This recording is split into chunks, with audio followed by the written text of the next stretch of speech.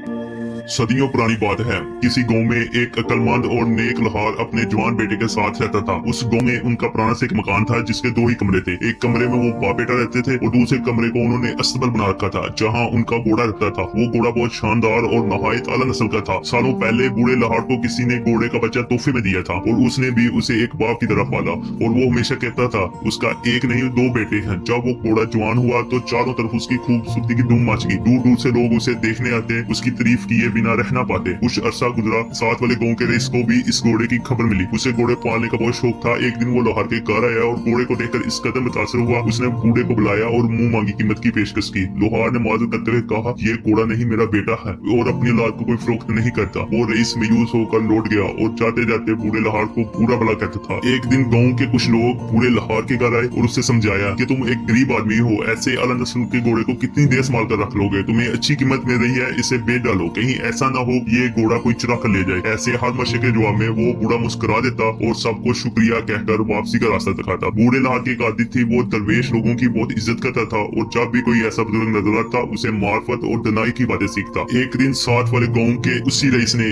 लोहार से घोड़ा हासिल करने की एक तरकीब सोची। उसने एक बूढ़े शख्स को दरवेश के रूप में डालकर लोहार के पास भेजा। वो नकली दरवेश जब लोहार के घर आया तो उसे कहने लगा, मैं इस घोड़े के मतलब एक पुराना राज जानता हूँ। ये घोड़ा दरअसल एक कदीम नस्ल से तलक रखता है और ये खास और अमीर लोगों को ही रास आता है। उसने उसे मजीद डराया कि इस नस्ल के घोड़े कल की जवानों का मौत का सबब बनते हैं। जाते जाते उस नकली दरवेश ने लोहार को खबरदार किया, ऐसे घोड़े अपने मालिक के नसीब को बदलते हैं लेकिन नसीब कभी सीधी लकीर में नहीं चलता। लोहार ने बुजुर्ग की बात को गौर से सुना और कहने लगा, जो कुछ मेरे नसीब में है वो अल्लाह बेहतर जानता है, इसलिए मैं अपने फैसले अल्लाह की रज़ा पर सोचता हूँ। अगर ये घोड़ा वाकई आजमाइश का सबब है तो मैं इसका सामना करने के लिए तैयार हूँ, लेकिन मैं इसे किसी कीमत पर फरोख्त नहीं कर रहा क्योंकि मैंने इसे अपने बेटे की तरह पाला है। उस नकली दरवेश की भी कोशिश नाकाम रही और वो मायूस होकर लौट गया। चूंकि लोहार रेशों की बातों को बहुत संजीदा लेता था, इसलिए जब वो वहाँ से चला गया तो उसके दिल में दरवेश की बातों ने एक हलचल पैदा करी। वो सोच में पड़ गया कि अब वाकई इस घोड़े के साथ कोई ऐसा राज जुड़ा हुआ है जिसका उसे इल्म नहीं। फिर एक ऐसा दिन आया जब वो और उसका बेटा हस्बे मामूल सुबह उठे तो देखा कि साथ वाले कमरे का दरवाजा खुला हुआ था और घोड़ा वहाँ से गायब था। परेशान होकर वो दोनों आसपास देखने लगे लेकिन कोई सुराग ना बोला। बूढ़े लोहार ने अपने बेटे को घोड़े की तलाश में भेजा। वो कई दिन जंगलों और पहाड़ों में भटकता रहा लेकिन घोड़े का कोई नामो निशान न था। जब वो गार्ड वापस लौट रहा था तो दूसरे गांव के रईस ने अपने कुछ करिंदे भेजे और उन्होंने लोहार के बेटे को पकड़ लिया और उसे बहुत मारा पीटा। जब गांव वालों को इन वाकयात का पता चला तो वो अफसोस करने उसके घर आए। जिन लोगों ने लोहार को घोड़ा बेचने का मशवरा दिया था उन्होंने झट से उसे ताना दिया, तुम्हें समझाया था कि घोड़ा बेच दो लेकिन तुम उस वक्त अपनी अकड़ में थे और हमारी बात न मानी। अब हम तुम्हारी बदकिस्मती पर अफसोस ही कर सकते हैं कि घोड़ा भी गवा बैठे और बेटा भी जख्मी हो गया। लोहार उस सब की बातें सुनता रहा और बड़े आराम से बोला, भाइयों तुम्हारा बहुत बहुत शुक्रिया कि तुम सब मेरे पास आए और हमदर्दी का इज़हार किया, मगर मुझे ये बात समझ नहीं आई कि इसमें बदकिस्मती कहाँ से आ गई। ये दुरुस्त है आज सुबह वो घोड़ा अपने कमरे से गायब था, उसे ढूंढते हुए मेरे बेटे को भी जख्मी किया गया। इस हद तक तो बात दुरुस्त है लेकिन इसके बारे में अभी से ये कैसे तय कर लिया ये सब मेरी बदकिस्मती है। गाँव वाले उसकी बात सुनकर बड़े हैरान हुए और आपस में कहने वाले, शायद सदमे की वजह से बूढ़े का दिमाग सठिया गया है। ये बदकिस्मती नहीं तो और क्या है कि हजारों की मालियत का घोड़ा भी चोरी हो गया और बेटा भी जख्मी हुआ। वो बड़बड़ाते हुए सब लोग वहाँ से वापस चले गए। इस बात को अभी 3 दिन गुजरे थे कि अचानक वो घोड़ा वापस लौट गया। जब वो गार्ड में दाखिल हुआ तो अकेला नहीं था बल्कि अपने साथ वो जंगल से सेहतमंद और आला नस्ल के 5 और घोड़े भी साथ ले आया। पूरे इलाके में इस खबर की धूम मच गई।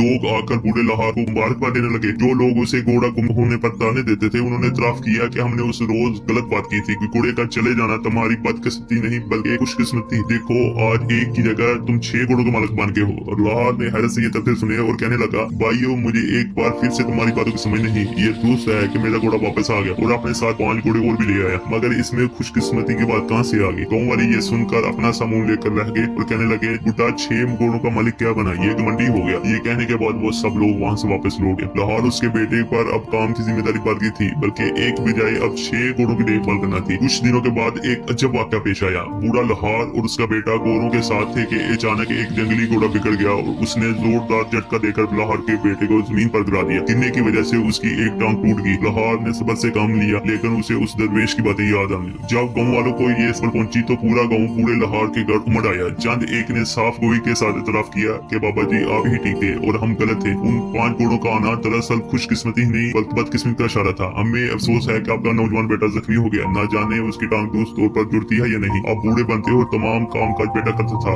आप तो मुश्किल और बढ़ गई है, लगता है आपकी किस्मत ही खराब है। बूढ़े लोहार ने ये सुनकर ठंडी हवा बढ़ी और कदे झुंझलाहट के साथ कहने लगा, गाँव वालों हर वाकई में किस्मत में दोष न दिया करो, जो बात जितनी है उतनी ही बयान किया करो। तुम लोग तो फौरन फतवा जारी कर देते हो। मेरा बेटा गिर कर तुरवा बैठा है, इस हद तक तो बात दुरुस्त है, बाकी किस्मत के बारे में कुदरत ही बेहतर जानती है। लाहौर की ये बात सुनकर गुस्से में कहने वाले, चले भाइयों ये बुढ़ा तो हमें हर दफा जलील करता है, ये कहकर तमाम लोग वहाँ से चले गए। इस बात को 2 हफ्ते गुजरे तो करीबी मुल्क की फौज ने हमला कर दिया और अचानक जंग छिड़ गई। बादशाह ने मुल्क के तमाम नौजवानों को ढूंढने और उन्हें फौज में जबरी भर्ती करने का हुक्म दिया। अगले ही रोज रियासती एहलकार दूसरे देहात की तरह इस गाँव में भी आए और बूढ़े लाहौर के जख्मी बेटे के सवार तमाम नौजवानों को पकड़कर अपने साथ ले गए। अब गाँव वाले रोते पीटते बूढ़े लाहौर के पास आए और कहने लगे, हम तो तुम्हें बेवकूफ समझते थे, तुम तो हम सबसे सियाने निकले, कि तुम्हारे बेटे का हादसा बदकिस्मती नहीं था, सच पूछो तो ये तुम्हारी खुशकिस्मती थी। हम सबके बेटे जंग लड़ने चले गए, मालूम नहीं वापस लौटते हैं या नहीं। तुम्हारा बेटा तो घर में है और कुछ दिनों में ठीक हो जाएगा। बूढ़े लाहौर ने उनसे हमदर्दी का इजहार किया और कहने लगा, भाइयों अगर तुम असल बात को समझ लेते तो अब भी परेशान न होते। मेरा ईमान है कि हर आजमाइश के पीछे कोई हिकमत होती है जिसका इल्म सिर्फ अल्लाह का हुआ। चंद हफ्ते गुजरे तो बादशाह की फौज ने दूसरे मुल्क की फौज को शिकस्त दे दी और हर तरफ अमन कायम होने लगा। बादशाह को गाँव गाँव जाकर अपने अवाम की हालत को देखने का शौक था ताकि जंग के बाद के हालात को बेहतर तौर पर जान सके। एक दिन बादशाह ने गाँव वालों को अपने दरबार में दावत दी। तमाम गाँव वहाँ जमा हुआ और बूढ़ा लाहौर भी वही मौजूद था। गाँव वालों ने बादशाह को लाहौर के साथ पेश आए तमाम वाक़यात बताए, उसके घोड़े का गुम हो जाना और उसके साथ मजीद 5 घोड़े आना, उसके बेटे की टांग का टूट जाना और इसी हादसे की वजह से जंग में ना जाना। सब ने कहा ये बूढ़ा लाहौर किस्मत का इतनी है। बादशाह ने लाहौर को अपने पास बुलाया और कहने लगा, मैंने तुम्हारी किस्मत के उतार चढ़ाव की कहानी सुनी है, तुम्हारी किस्मत के ये वाक़यात हैरान कुन है, लेकिन सबसे ज्यादा हैरत की बात यह है तुम हर आजमाइश को बगैर किसी शिकायत के कबूल करते हो। मैं